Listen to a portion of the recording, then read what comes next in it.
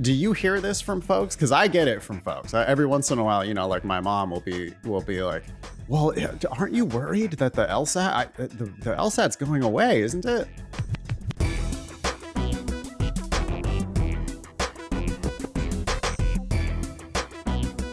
Hello and welcome to episode 450 of the Thinking LSAT podcast. I'm Ben Olson. With me is Nathan Fox. We're the co-founders of LSATdemon.com and the LSAT Demon Daily podcast. You can be LSAT famous, share news, and ask questions on our website. That's thinkinglsat.com. Nathan, you have a class coming up in a couple days now on April 18th. That's at 6 p.m. Pacific, 9 p.m. Eastern. All levels, all topics. All you need is an LSAT Demon free account. It's the same class that I teach twice a week in LSAT Demon Live. We're going to cover a reading comprehension passage. We're going to cover a handful of logical reasoning questions, and we're going to cover a game. We'll do the game last because lots of people are going to take the LSAT in August and beyond when the games are gone. So come to that class, and if you want to peace out on the games, you can peace out on the games. If you want to hang out and talk about the game, you are more than welcome to do so. Just go to lsatdemon.com/free. I'm super happy, Ben. I'm super proud of what we've been able to do with LSAT Demon free. We're just north of 53,000 free accounts now, all time. And there are so many resources there that are built to actually help people. It's not just marketing. It's not just bullshit. So if you sign up for an LSAT Demon free account, you're going to have access to full tests, timed sections, tons of questions, our best in class written explanations, best videos that are available, and the ask button where you can ask a team of tutors questions about those questions. So we've gotten tons of great feedback about LSAT Demon free. And I really encourage listeners of the show, if you haven't done so already, please sign up for a free account and check out what the Demon is all about. You'll also start getting invites to classes like the one that I'm doing on April 18th. Again, that's 6 p.m. Pacific, 9 p.m. Eastern. It's a 2-hour LSAT class with me. Hope to see you guys there. Again, you can sign up for that at lsatdemon.com/free. Not this week, but next week is the registration deadline for the June 2024 LSAT. Not much to say there, except it's coming up soon. That's the last test you can take with games. Right. Wow. Yeah. So the April test, I guess, is happening soon, in a week or two. By the time of this recording, it will be over. Oh, it's already gone. Okay. Yep. So there is one more shot at the games. The games is the most perfectible section of the LSAT. And for those of you who have been making some progress in the games, or who see it as a fun puzzle and feel like you could wrap your head around it between now and June, it's a pretty big opportunity for those who choose to accept it. If you don't, the games are going away and you're going to have an additional section of logical reasoning. Remember that the test is only 1/3 of the test that's changing. And all you're getting is an additional section of something that already exists. So it's not like it's a wildly dramatic change to the test. But that June 2024 test does still look like a pretty good opportunity for those of you who are good at or improving at the games. Awesome. This first email is from Anonymous, and it's addressed to you, Nathan. Oh. Hi, Nathan. I was chatting with some colleagues the other day explaining my, quote, journey to law school and really hyping up the LSAT. One of them mentioned how the LSAT is going away in 2025. I tried to explain that the games are going away later this year and that schools aren't required to use the LSAT anymore, but that isn't going anywhere with them. I was unable to convince them. Could you guys maybe address the LSAT is going away people? There seems to be a lot of confusion about the ABA not requiring the LSAT. P.S. I still listen every Monday morning despite almost being finished with law school and never needing to look at an LSAT question again for the rest of my life. What do you want? Do you hear this, Ben? Do people... I get it from like friends and family. I get it from like my parents who you got to meet the other night. Since I'm still here in DC, we had dinner with you and Maria and my mom and dad, which was fun. I appreciate you guys coming out. Yeah, it was fun to meet them finally. And they're very nice, of course. They said the same about you and Maria, of course. Do you hear this from folks? Because I get it from folks. Every once in a while, like my mom will be like, "Well, aren't you worried that the LSAT the LSAT's going away, isn't it?" Well, so I don't hear it that often, and actually relates to our dinner the other night. Maria left, and we left, and she was like, "It sounds like Nathan talks about work more than you do." And I said, "Yeah, I don't, I don't bring that home as much." And so, maybe I'm just not talking about it as much. So maybe people don't even know that I'm in the LSAT world, but I don't hear this that often from my friends. Yeah. I think you're just better natured than I am. I bitch and complain a lot, So I complain about the problems in our industry, including the growing accommodations apocalypse, which Yeah. we've talked about on previous episodes of Thinking LSAT. I think that's the biggest threat to the LSAT. Actually, the Yeah. the we can address this news about the American Bar Association, Council on Legal Education. They had some resolution where they removed this requirement. I don't even know if this has been adopted yet by the full ABA. It's one of these things where it's like in committee and out of committee and back in committee and changing, and this is changing and that changing, and then you got 20 deans who write a letter on one side and 20 other deans who write a letter on the other side, and it's like, okay, is this ever going to happen or what? But Yeah. all that's going to happen, even if it even does happen, is they are going to remove the requirement that law schools use an admissions test as part of their admissions process. Yeah, there is a key point too, right? Because it's not they're not even required to use the LSAT No, now. They just have to no. use an admissions test. Of course, they tend to favor the LSAT, so the all schools accept it. But okay, so the requirement's going away, and that's very different from a different situation, which would be to require the schools to not accept a test. Yeah. Like, Ben, what if I told you that there was no more restriction? You weren't required to use your seatbelt when you drive. Yeah, I could still use it. It's not like there's a law that says I can't use it. Like, They're not going to stop. come strip the seatbelt from your car. They're not going to start writing you a ticket if you do use your Yeah. seatbelt. Yep. If you're somebody who sensibly uses your seatbelt, the requirement that you use your seatbelt really doesn't affect that. So law schools love the LSAT. Law schools heavily weight the LSAT in their admissions decisions. They are Yep. required to use an admissions test. They are not required to heavily weight that admissions test. In fact, there's no minimum weight on how much they're supposed to use that admissions test. And law schools have determined that LSAT, in addition to GPA, are going to be the two hugely overweighted factors in all of their admissions decisions. Every law school Mhm. does this. Yeah. So if they are choosing to super heavily weight the LSAT, why would they suddenly stop using it entirely if they are no longer required to use an admissions test? This is an example of people just getting bad news, clickbaity headlines or headlines that don't tell the full story. ABA removes LSAT requirement, and people take away from that like, oh, so the LSAT's going away. No. They're removing, if it even happens, they're going to remove a requirement for schools to use a test that they love. And so we don't think it's going to affect law school admissions at all. Yeah. Games are going away. LSAT logic games are going away. As we previously discussed, the June test will be the last test that has logic games, at least in their current form. We have no idea what's going to happen in 25, 26, 27. Maybe some form of the games will come back. Maybe they'll tweak logical reasoning to be more like the old games. Who knows what they're going to do in the future? We do know that the test is shifting. Mm-hmm. There won't be games and there will be twice as much logical reasoning. But that's definitely not the LSAT going away.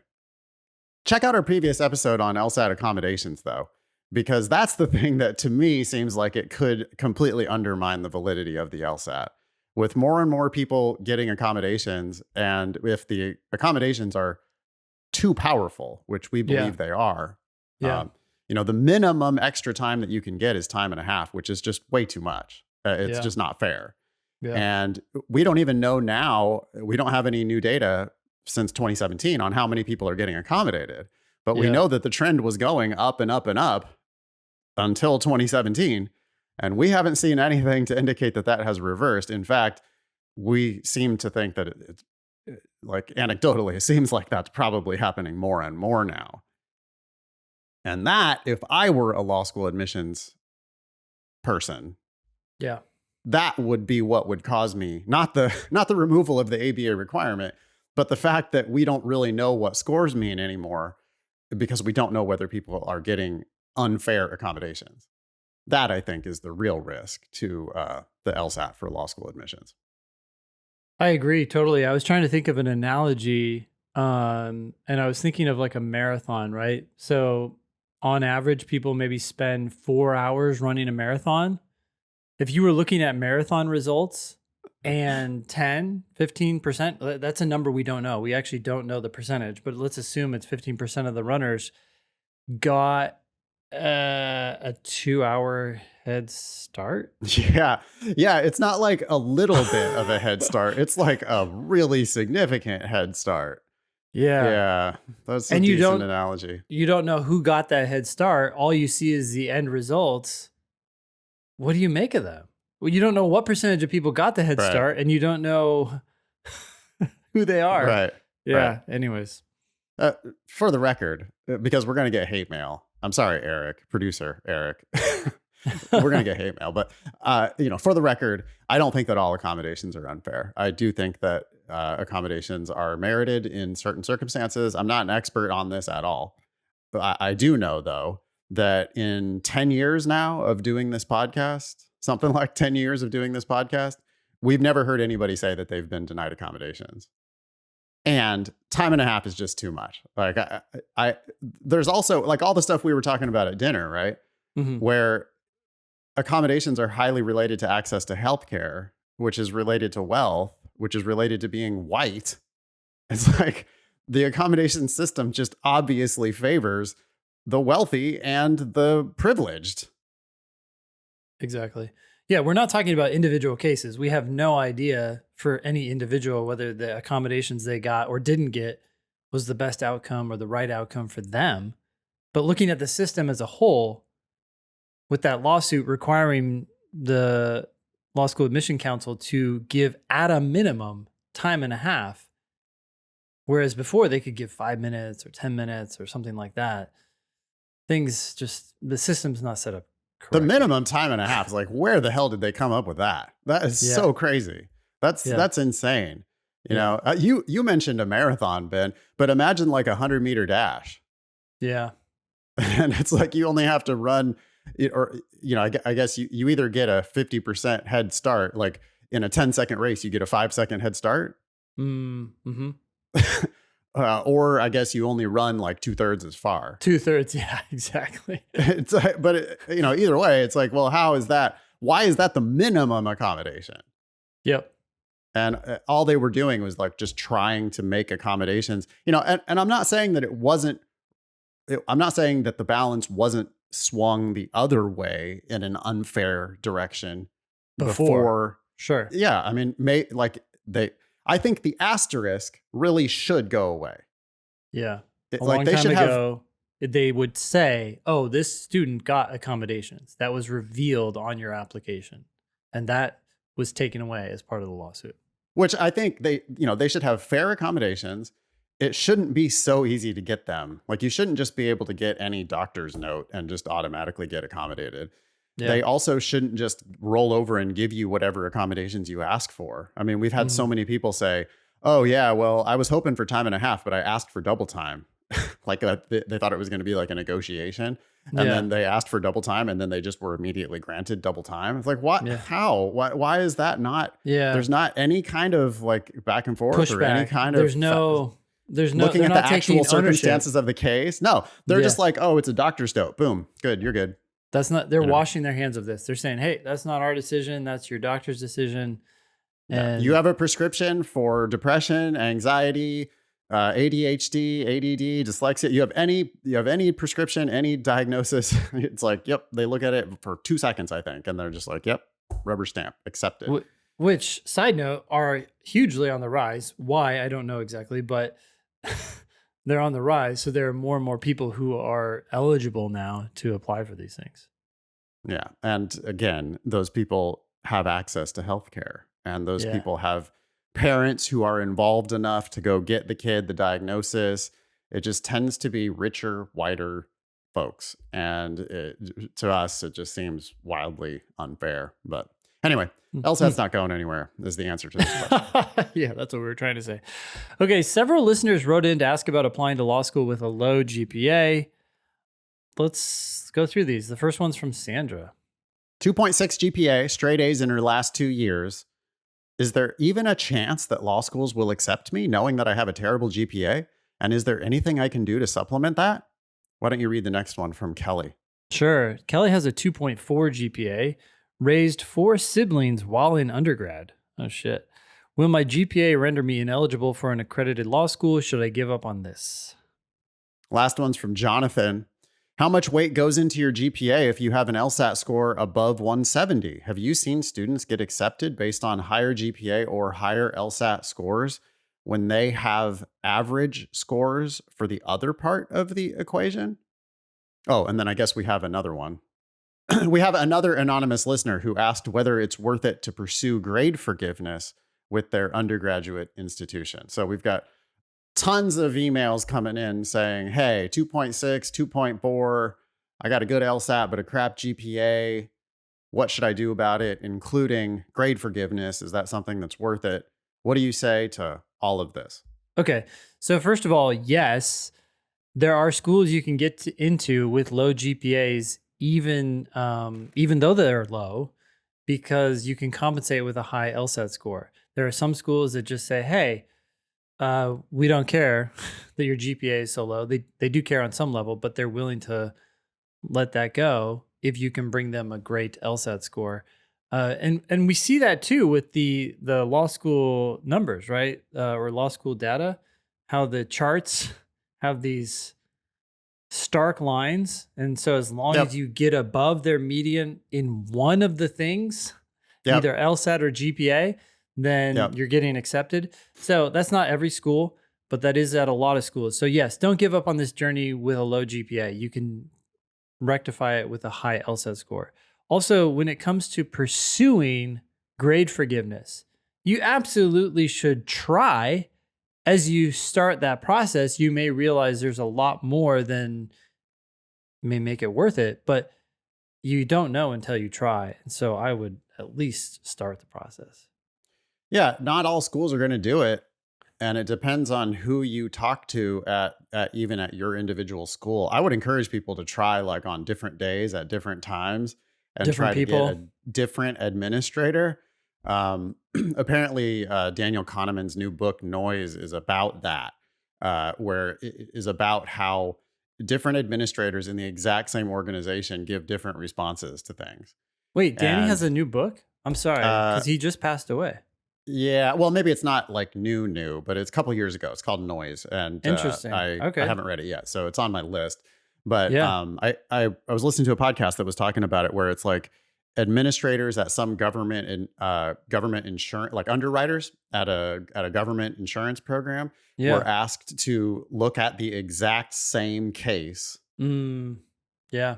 They were asked, okay, so how much should the award be in this case? They were also asked, how different do you think other underwriters will rate this case? And they said, yeah, we think it'll be X dollars, and we think most of the estimates are going to come in about 10% plus or minus this based on these facts. Yeah. True variance was more like 50%. You know, it's just like this big difference that you get. And what we're talking about here is like, how much should they pay out for somebody's broken leg or whatever? And is this because people focus on particular facts differently and they may give more weight to a random fact in a way that someone else doesn't? Or yeah, but apparently there's also studies that indicate, you know, I mean, when they do studies of you've read those studies of judges, right? Where it's like it, they've actually correlated it with like whether the judge's football team won that day or lost that day. Oh, yeah. That can influence your sentencing. Yeah. You're in a bad mood. So yeah, so it's just before lunch or after lunch. I mean, there's just Wow. like a lot of things that can unfairly. So point is, if you've been told no, we can't change that C minus to a pass, Hmm. or no, we can't scrub that F from your record. You know, you retook the class, but no, we can't remove the previous F from your record. Just because one person tells you no doesn't mean that somebody else is going to tell you no. 100%. Yeah. I can So, totally see that. you've tried phone, try phone again. You've tried email, try phone. You've tried both, try going in person.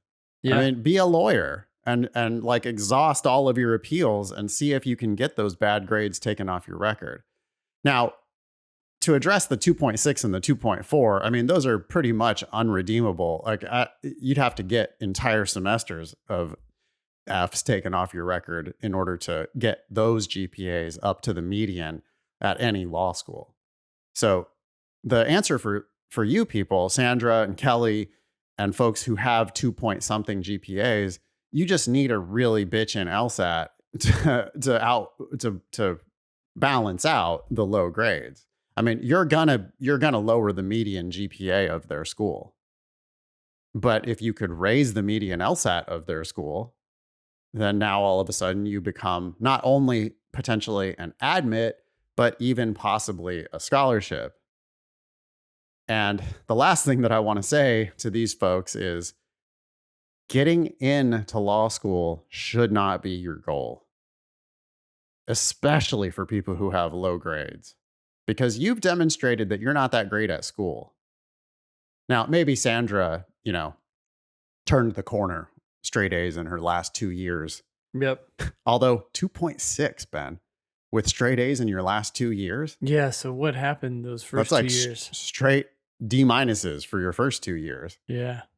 Um, But straight Kelly, A's is no, that's no joke, right? So yeah, she and did it's something that you can point to in an addendum, Yeah. but it's still just like that's not gonna do it. Oh, that's not. It doesn't really matter that much what you say in your addendum, because the fact is you're going to lower their GPA profile. That's one of the factors that US News uses when they rank law schools. You're going to hurt their US News. Your GPA is going to hurt their US News ranking, Yeah. no matter what your addendum says. They read that addendum and it makes perfect sense to them. And they go, yeah, but it's going to lower my US News ranking. So you need an LSAT that is going to raise their US News ranking. And I would strongly encourage you not to just try to get in, because if it turns out that you're not good at law school, then your job outcomes are not going to be good. Go to lsatdemon.com/scholarships and play around with the scholarship estimator. 2.6 and a 170, that'll get you some good offers. 2.4 and a 170, that'll get you some good offers. Totally. All right. This next one is from Anonymous. The subject is pass fail option. I'll go ahead and read it. It says, "Hi, Ben and Nathan. I'm currently a junior in college with a GPA of 3.97. And if all goes well, I will have a 3.98 after the end of this semester. That 3.98 would be the GPA I applied to law school with, but we'll have to see what happens once you put it into the LSAC's translator. It might go up or down. Yeah. But anyways, I got 1 B+ during the fall of my freshman year, but I have maintained straight A's since. However, I'm currently taking a course for my minor that has a strict curve, and I'm very unlikely to get an A. I will likely get a B+ or an A-. This will bring me down to a 3.95 at the time of my application. Should I opt to take this course pass fail? This will save my GPA. Okay. Yes. Yeah. This will save my GPA, but it will show up as a satisfactory rather than a letter grade.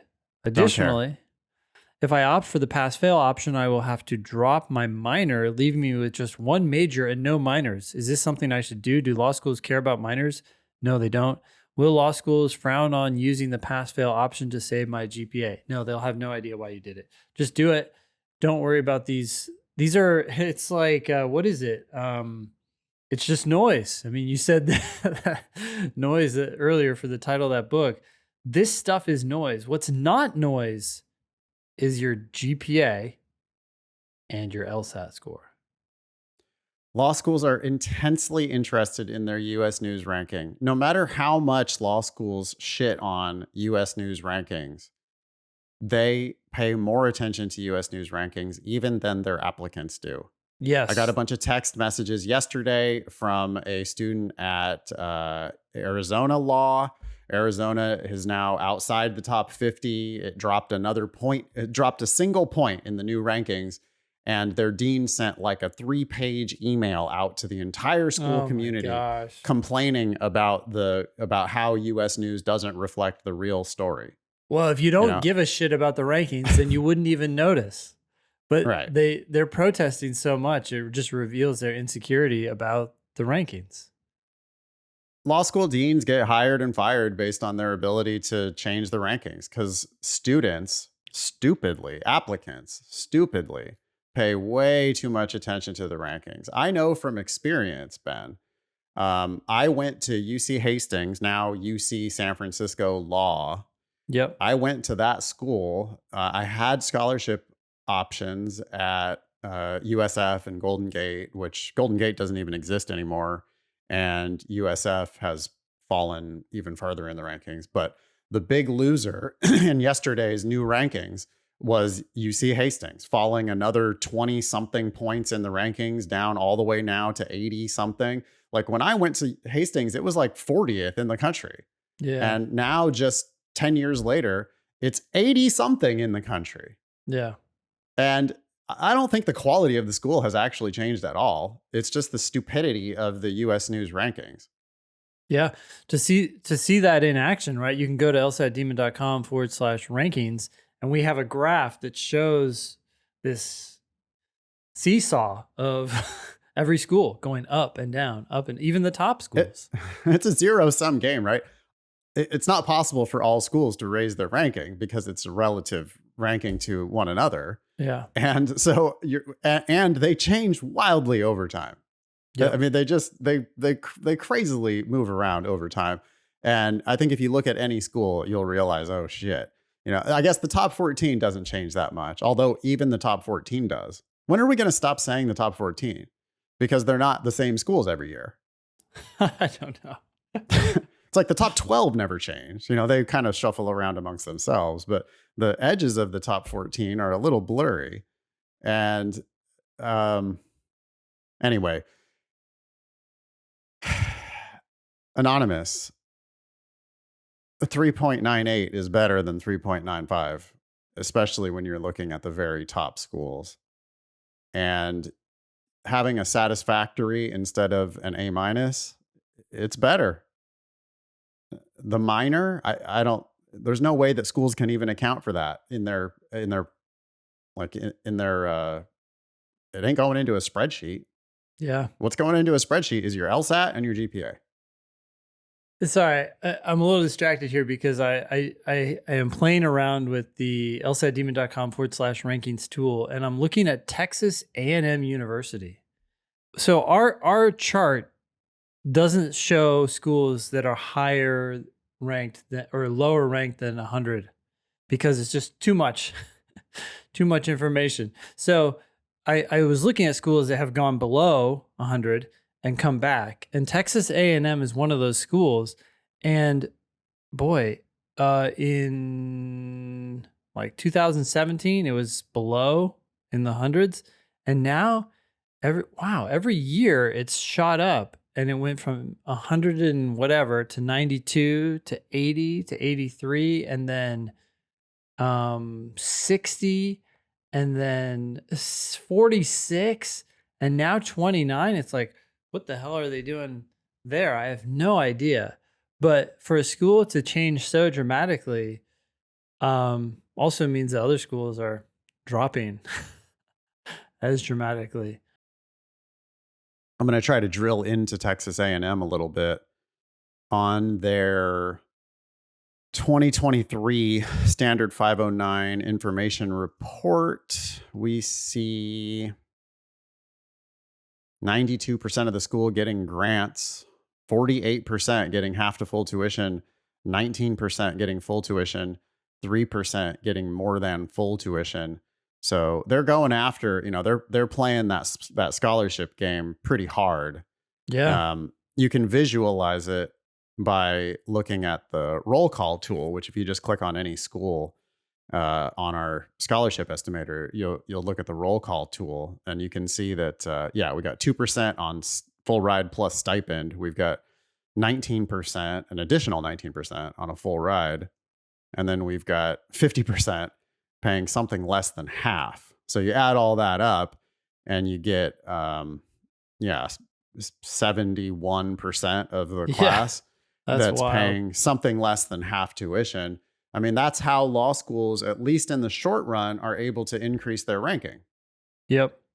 As soon as they start giving away those scholarships, as soon as they stop giving away those scholarships, though, and you've got to think that the piper has to be paid at some point, right? So when they stop giving those scholarships, then their LSAT and GPA profile will fall, and their ranking will also fall. Yep. The question for them is, can you keep the 7% that are currently paying full tuition? Like, can you float the school on those 7% of people? Plus the, 22% are paying half tuition or more. So you've got, 29% of the school that is paying half or more of your nominal tuition of $49,000 for non-resident, $32,000 for resident. I think this leads into the thing that you shared on the agenda, and that is that this tuition right now is $49,000, but one way to pay the piper, right, is to raise that nominal fee so that, quote, more people who are paying less than half, whatever that is, that number still goes up next year by raising the tuition from $49,000 to $54,000 or whatever they decide to raise it to. Which every school does every year. I mean, they raise they raise the tuition by more than inflation pretty much every year at every school. Yeah, let's talk about that. What is this thing that you found? Oh, God, yeah. So here's another thing that I was yelling about at dinner the other night.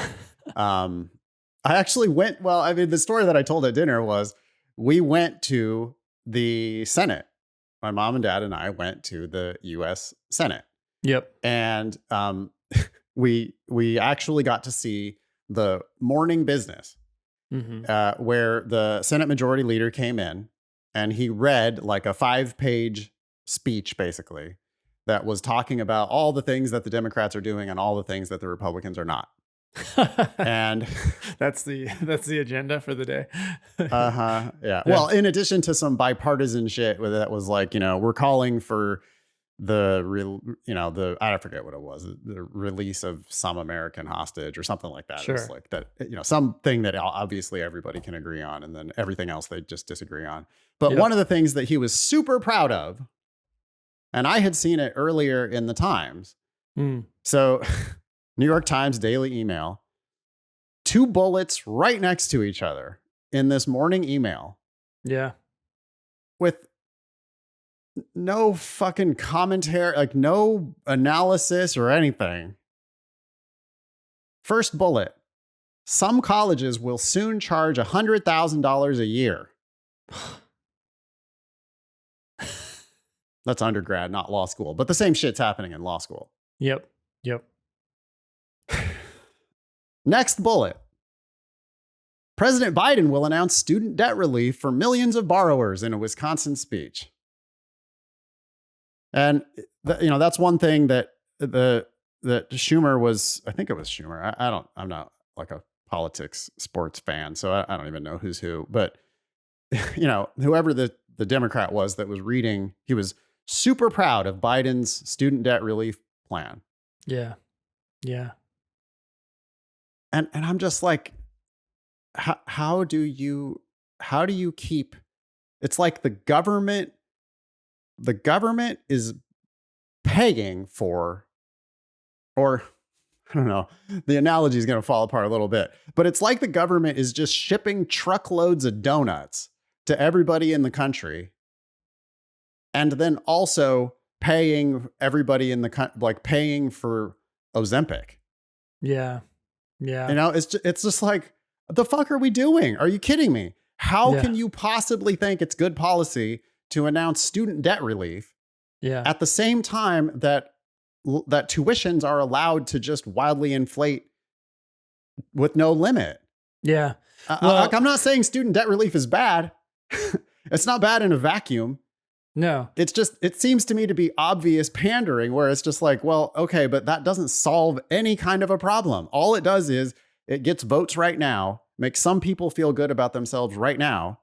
But then the problem continues getting worse and worse and worse because the US Department of Education guarantees all these loans that people continue to take out, like increasingly every single year.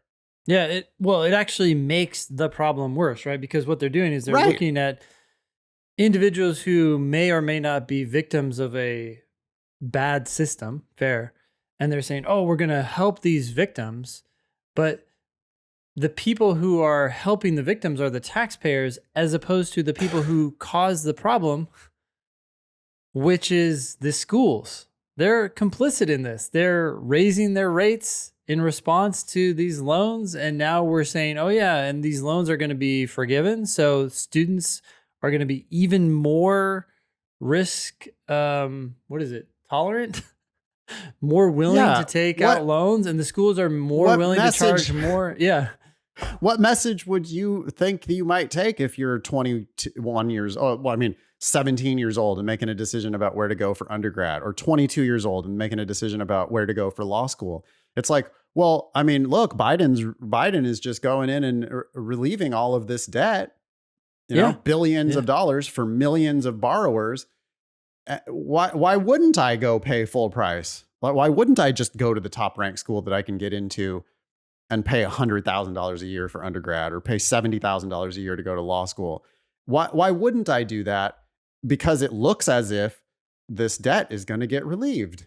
Yeah, and people will probably realize that it's not necessarily going to get relieved, but that's not the point. The point is, hey, either I'm going to make enough money and not worry about it, or I'm not going to make enough money and someone will come in and help me.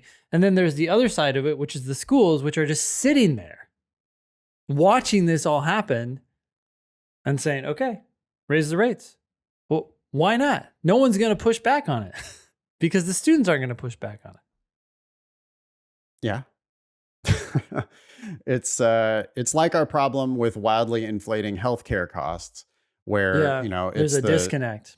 The insurance companies are the ones that are actually paying. So the doctor has no incentive to lower the rates, because the person who's actually going and getting the medical services isn't going to be the one who's paying anyway. So what, you know, it's just, but then insurance rates keep going up and up and up. Yeah. And because you got this just totally what's the word I'm looking for?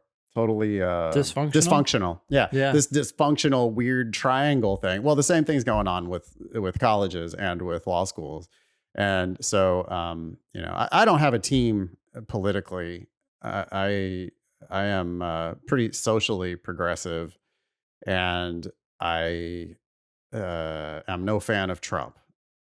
But I see this policy and it's just like, wow, really? That's what we're doing? Mm-hmm. We're going to continue to let the problem get worse and worse and worse and worse and worse, but we're going to treat some symptoms. But it's weird, because the side effect of treating this symptom is actually to make the symptom worse. Right. So it's it's like a pill that it's like a pain med or something. It like takes away the pain, but the underlying problem is still festering. It's like free liposuction and truckloads of donuts at the same time. You know, it's like, well, at great expense, we'll go in and suck some of this fat out of your body, but we're not going to stop the shipments, the truckloads of donuts that are still headed out to every house in America. Yeah. Ugh. Okay. Enough of that. Yeah, this next one is from Anonymous. The subject is personal statement. When is the most When is the most interesting story not worth telling? Okay.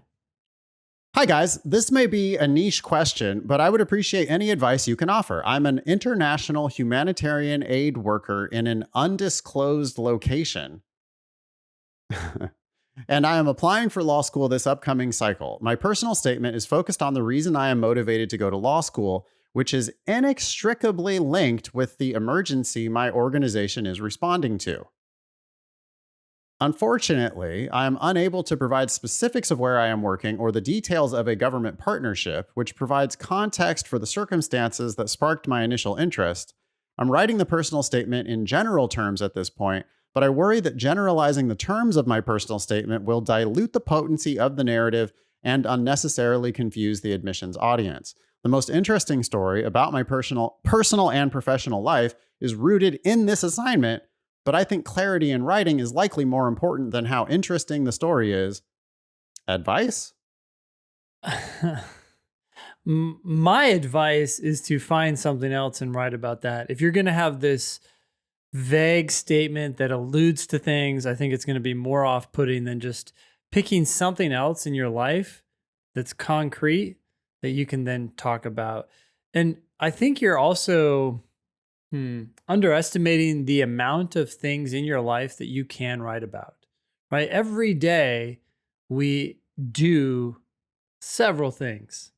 You're telling me that there's not one other thing outside of this experience that you can't be proud of and write about and that illustrates your professionalism and your potential to do well in law school and beyond. I doubt it.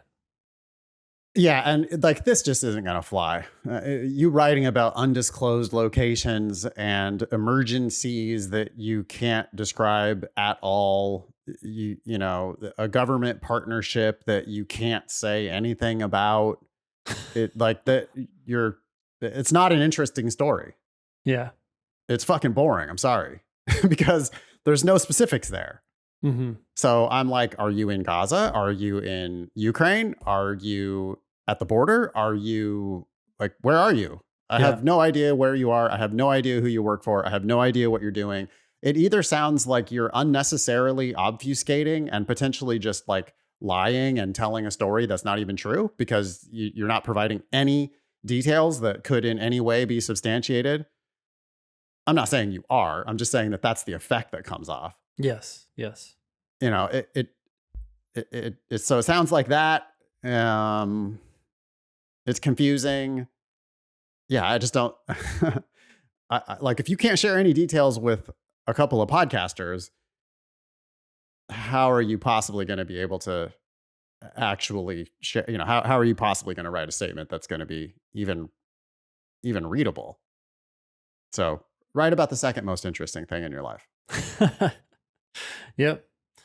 All right, this next one is from Anonymous. The subject is withdrawing from a master's degree, question mark.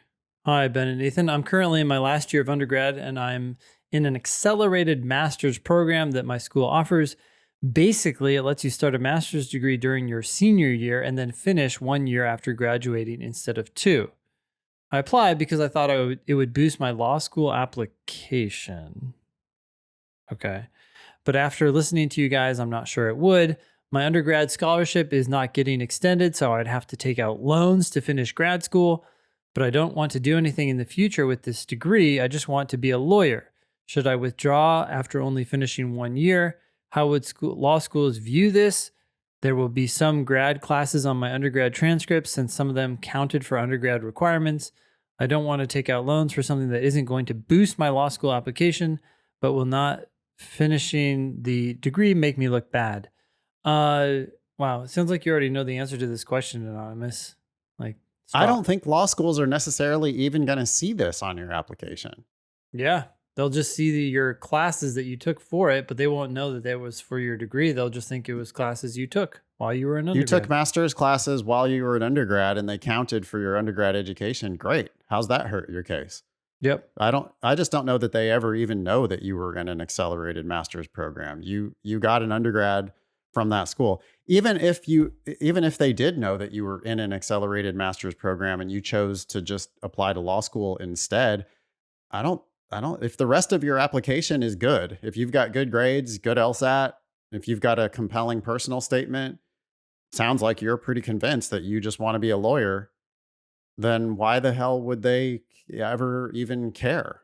Yeah, in fact, it could be smart. I mean, it could be a pivot. You were going down this one path and you're like, "Nope, this is not what I want to do." Why waste any more time and money pursuing something that's not going to help you? It sounds like a no-brainer that you should drop this program. I mean, nobody should spend money on master's programs. Yeah. It's I have 2 master's degrees and I got them both for free. Master's programs play the same kinds of scholarship games that law schools do. I had a full ride because of a high GRE for my journalism masters. I had a full ride because of a high GMAT for my MBA, and I just can't imagine the value that people got paying for, they were paying for my degree in addition to paying for their degree if they weren't there on a scholarship. And as far as law school is concerned, law schools don't look at your grades from graduate programs. They only look at your undergraduate GPA. And the JD really does trump all master's degrees in the legal field. I mean, you need the LSAT.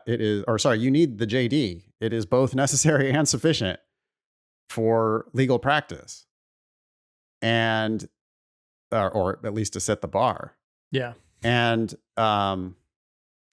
whatever this master's is, it's not necessary, nor is it sufficient. It's a waste of time. And for you, it would also be a waste of money. So yeah, I agree, Ben. I think that this correspondent knows what's the correct decision here and is just asking for our stamp of approval, which granted. All right. An LSAT Demon student worked with Leslie.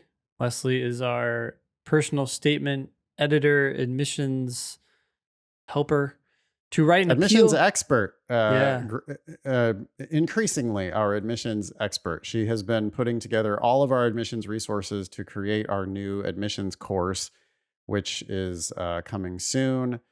And she is learning more and more. I mean, she's been at this for years, helping people with their personal statement, with their other optional essays for law school, helping people with all kinds of admissions related issues, and is I would call her, if I'm not going to call her an expert, I'm going to call her a very advanced student of law school admissions. She knows more about admissions, I think, than probably anybody else on our team. For sure. So she's working with a student, or she worked with a student to write an appeal for an extra test attempt. And this is from Leslie. She writes, one of her scores was a cancel, but still counted because LSAC had offered a retake date, but she was out of the country and unable to take it that day. Her PTs are currently 7 to 11 points higher than her best official score. She heard back in 6 days with a successful appeal and was allowed to take the test a 6th time. Awesome. Yeah, we also have Demon team member Kevin, who was allowed to take it a 6th time. I can't remember exactly what Kevin's appeal was based on. Oh, yeah, right. So Kevin had an interruption on his 5th attempt and filed an appeal to take it a 6th time. It's one of these things where they just default say no. They have a policy, but then they have an appeals procedure. And if you're smart about the way you write your appeal, they don't want to like deny you if it's going to become a pain in the ass. Mm-hmm. So they can just quietly say yes, not change their policy, but just quietly allow it. And yeah, for somebody like this, for Leslie's student who, man, if you're scoring 7 to 11 points higher on your PTs than your highest best official, and you've exhausted your 5 attempts, figure out some way to make an appeal. See if you can get that through. Yeah. Because this student has a very good chance of improving their LSAT. Even if they don't score 7 to 11 points higher, even if they only score 3 or 4 or 5 points higher, that's still $50,000 worth of scholarship money at some school. I would say this especially to people who can't seek accommodations. They're hearing that discussion about the accommodations and wondering, what can I do? Well, one thing you can do is if you've taken all 5 of your attempts and you feel like you can do better, here's something you can apply for. Maybe you can't apply for accommodations, but you can apply for another test. Take it. Yeah, you can also like try to exhaust all of your appeals on rehabilitating your undergraduate GPA, even if you have Yes. high grades. What's your worst grade? Do you have any kind of a case for getting that worst grade changed into a pass? Or Yeah. do you have some retaken class where you forgot to withdraw and you got an F, but then you retook it and got an A, but now both of those are on your transcript? If you talk to your undergraduate institution and if you try a few different angles like a lawyer, you might be surprised. You know, if you just ask one person, you're likely to run into somebody who says, "Nah, we can't do anything." But if you try multiple times and you act like a lawyer about it, if you're a squeaky enough wheel, you might get the grease. So there are things that you can do to play this game, even if accommodations aren't the thing for you. Hmm, for sure. All right, let's go to word of the week. This one is from Sid. The subject is resource to become a gladiator of the English language. Gladiator of the English language. That's a phrase that you came up with. Nathan, you've been saying that for years. I don't know. I have been saying that for years. I think that the English language is the weapon that you're going to use as a lawyer. I mean, the reason why you're going to be a good lawyer is because you're a better reader and writer than the other lawyer. You're going to understand the documents better. You're going to understand the statutes better. You're going to understand the regulations better. You're going to understand the case law better. You're going to understand whatever documents are as evidence in the case. You're going to understand those documents better. You're going to understand your brief better. You're going to understand the opposing counsel's brief better. And you're going to add up all of that. And it's like, yeah, you're a gladiator of the English language. So this email says, "Hey, Ben and Nathan, love listening to the podcast and appreciate you answering a prior question about being a gladiator of the English language. I'm not sure if anyone has sent this in before, but either way, wanted to share this free resource below. You can subscribe to a word of the day email from Merriam-Webster, and it emails you every morning with a new word. I get excited every day for this email, and it's been a great way to grow my vocabulary. I try and challenge myself to use that word at work each day to practice my understanding of it. Thank you again." So yeah, that's Merriam-Webster word of the day.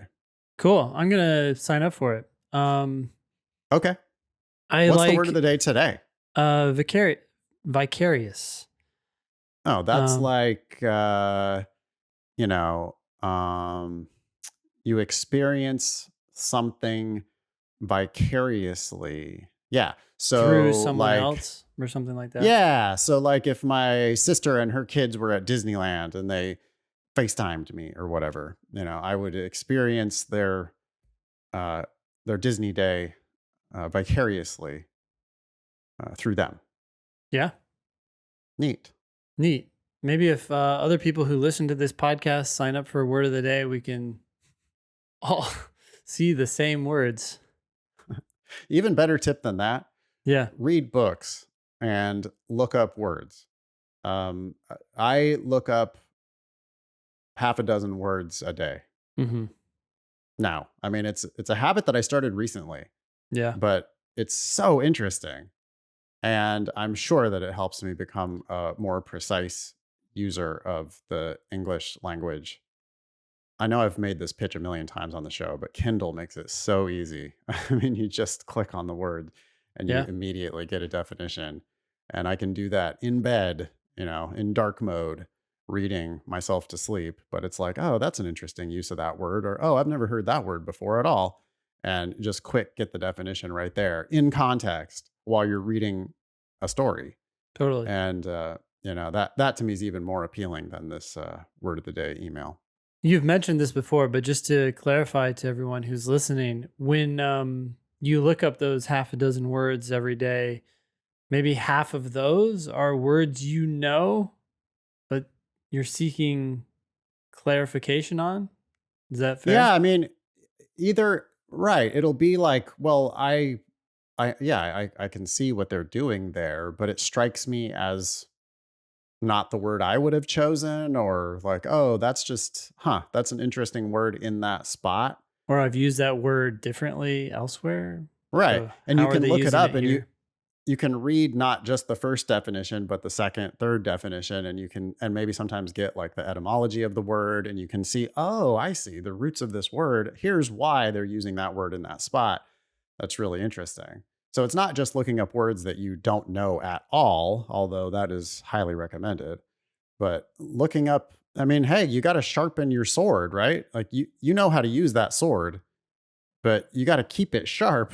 And so looking up words that, it's like maybe it's a relatively mundane word to you, but when you see it in some unexpected context, you go, oh, huh, okay, interesting. Look that up. Or Yeah. it's a word that you've seen a million times in context, vicariously might be a word that you've read it, you've seen it a million times in context, but you've never like actually looked at the definition. Sure. And that can also be an opportunity to learn more about the English language. Be LSAT famous. Please ask questions or share news with us on our website, thinkinglsat.com, or on our socials at LSAT Demon. If you have questions about the LSAT Demon, email help@lsatdemon.com. You can also check out our other podcast, LSAT Demon Daily. That was episode 450 of the Thinking LSAT podcast. Thanks all y'all for listening. Nice knowing you. Don't pay for law school.